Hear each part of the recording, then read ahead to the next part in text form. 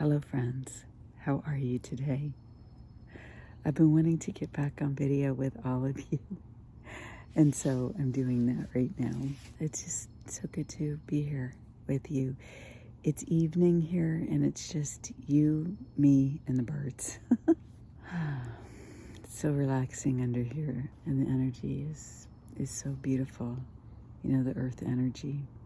I wanted to talk about the Schumann resonance, and I'm calling it the Algol gateway, but there are actually three stars involved, and three heavenly bodies. So I'm going to combine the Schumann resonance and the astrology.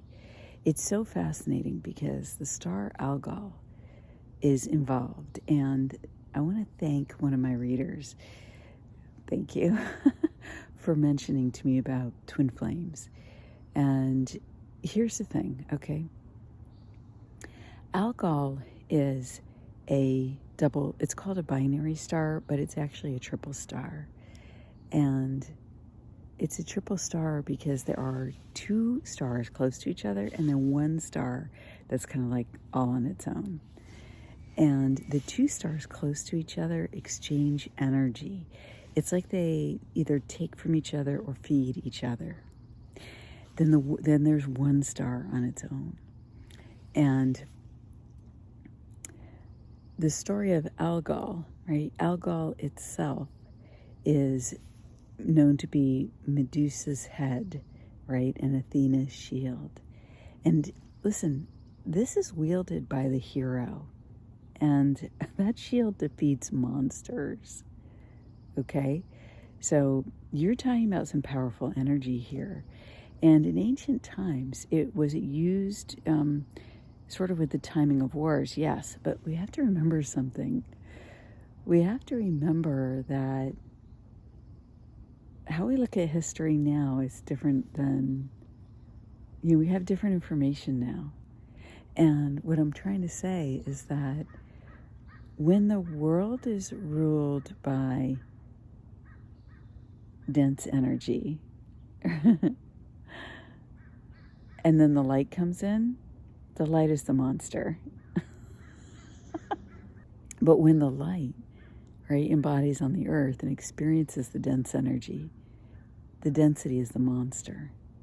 You have to understand as we go through these times, you don't have to, but that it's a matter of perspective. But is the energy potent and powerful? Yes. Okay, super much so. So with Algol, with the two stars that are super close together, there's a third star on its own. So there are three sisters.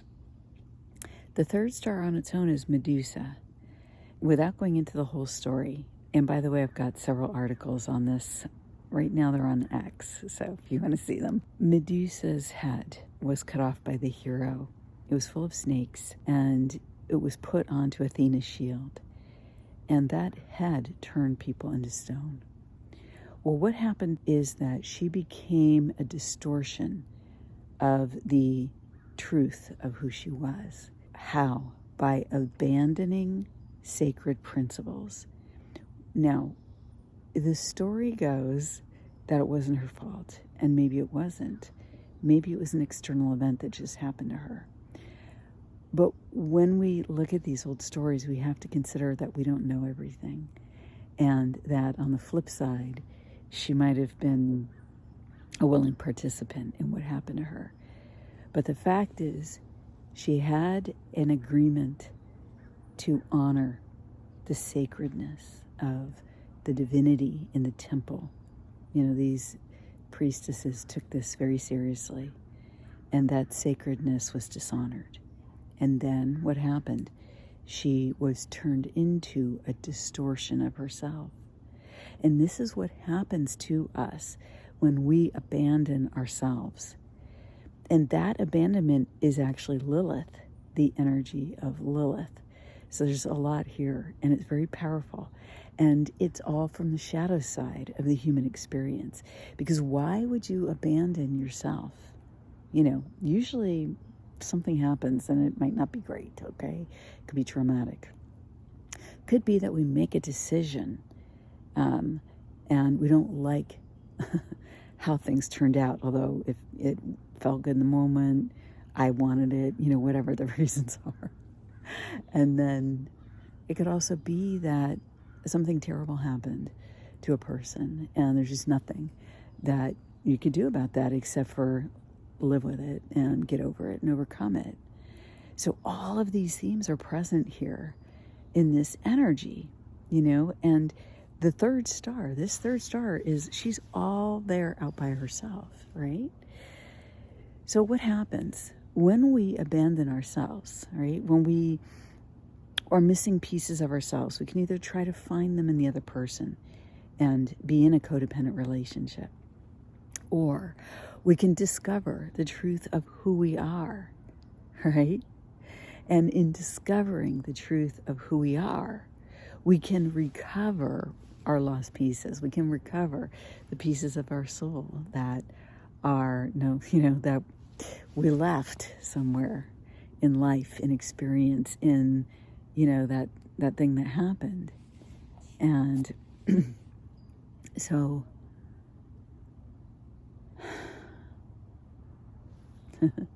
the light just flashed twice. Yeah, so what's the insight here? The insight here is that we've all been through something. You can recover yourself. You get to choose, you get to choose. Do I become sovereign energetically unto myself? And then from there be in a relationship with others where there's respect, there's honoring, there's I've got this, I'm self-responsible, and I'm in relationship with you because it's cool. I like you for some reason.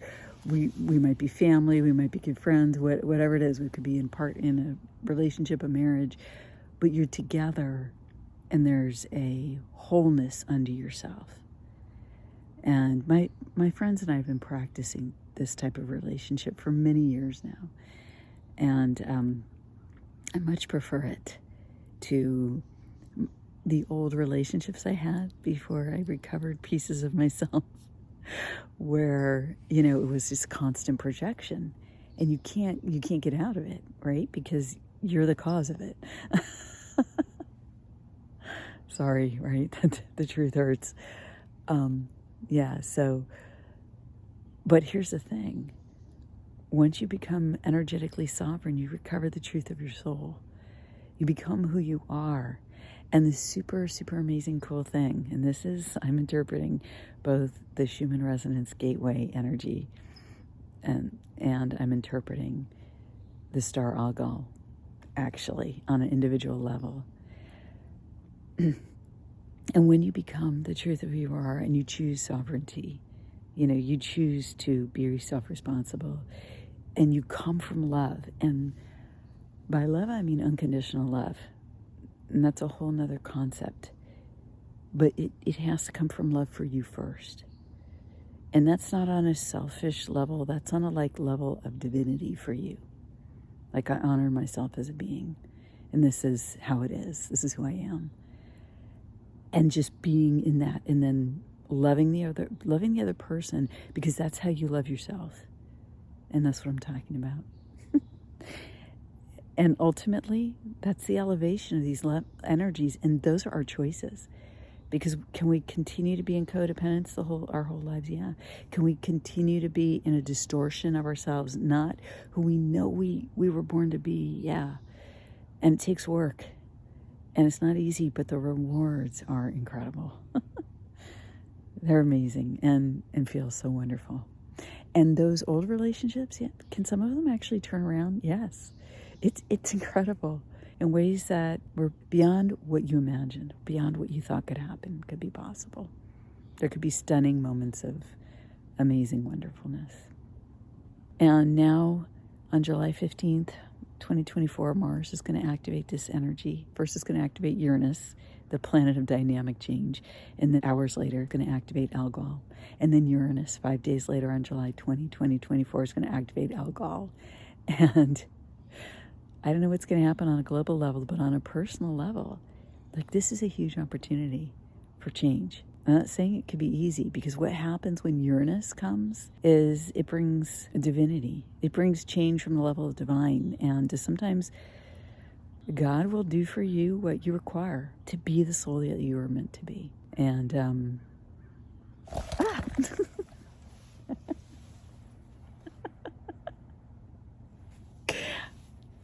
love you guys.